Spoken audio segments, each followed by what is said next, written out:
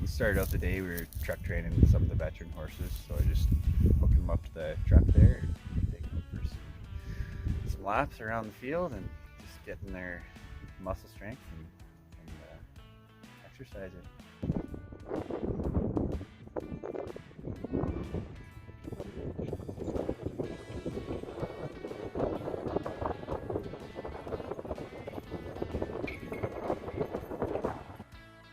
Yeah, so he's one of the horses we picked up in Iowa.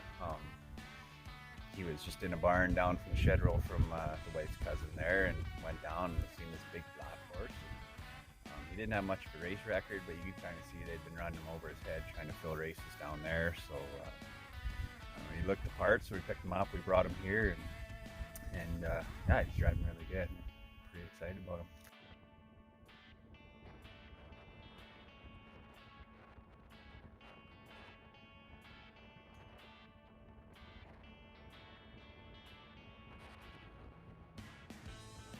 Blue, we bought him off of Caitlin's cousin down there.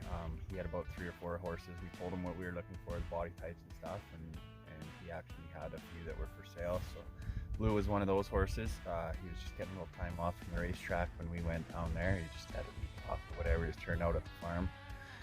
We picked him up and we brought him up here, and we actually raced him in Lethbridge in some allowance races, and he won his first allowance race. We ran him back, and then he ran his second race. So pretty cool horse. He can run the distance, and not too bad either.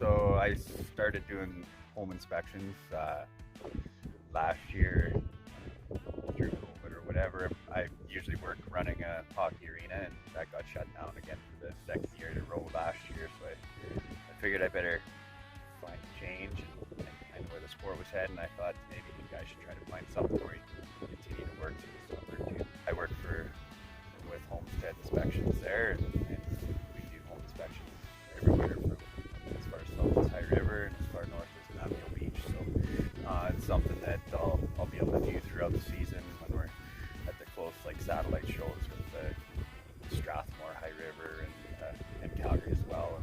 And Pinoka and Rocky Mountain House aren't too far away either. So yeah, Century Downs guy will be able to keep working through the summer and